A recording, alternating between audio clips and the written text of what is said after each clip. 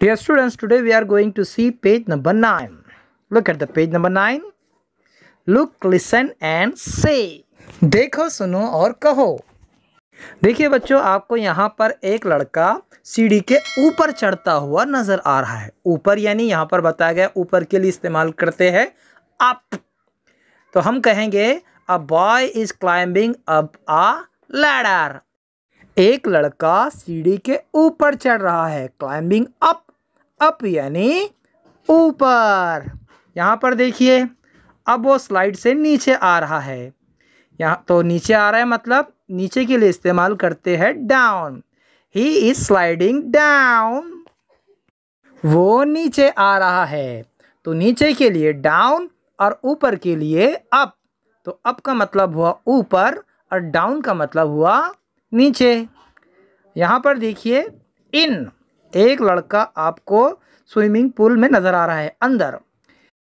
The boy is swimming in the swimming pool. In the swimming pool, तो यहाँ इन का मतलब है अंदर। In the swimming pool, swimming pool के अंदर या स्विमिंग पूल में। तो यहाँ इनका मतलब हुआ अंदर। अब ये देखिए, ये बाहर निकल गया, out. The boy went out of the swimming pool. लड़का स्विमिंग पूल से बाहर निकल गया। तो बाहर के लिए इस्तेमाल करते हैं आउट।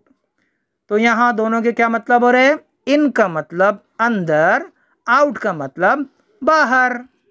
अब यहाँ पर देखिए बच्चों, लिसन एंड रिपीट। सुनो और दोहराओ।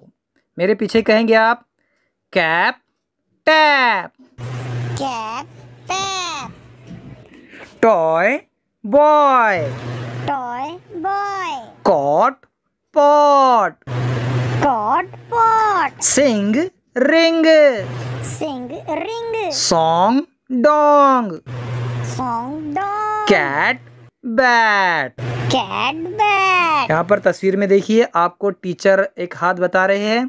देखिए, ये जो टीचर का लेफ्ट हैंड है। लेफ्ट हैंड यानी बायां हाथ, जिसे हम आम जबान में डावा हाथ कहते हैं। तो डावे हाथ को कहते हैं लेफ्ट हैंड। अब देखिए, ये जो टीचर का है दायां हाथ, और दाएं हाथ को कहते हैं राइट हैंड, जिसे हम आम जबान में सीधा हाथ कहते हैं। जिससे हम खाना भी खाते हैं ना, तो सीधा हाथ उसे अंग्रेजी में कहते हैं राइट हैंड। तो ये लेफ्ट हैंड और ये है राइट हैंड। यहाँ पर देखिए, नीचे आपकी किताब में 5 है, ट्रेस द डॉट्स। आपको ये डॉट्स नज़र आ रहे हैं, उसको ट्रेस करना है लकीर से।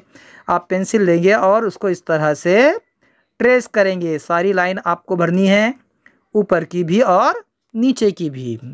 फिर मिलेंगे इंशाल्लाह अगले वीडियो के साथ। तब तक के लिए अल्लाह हाफिज़, अस्सलामु अलैकुम।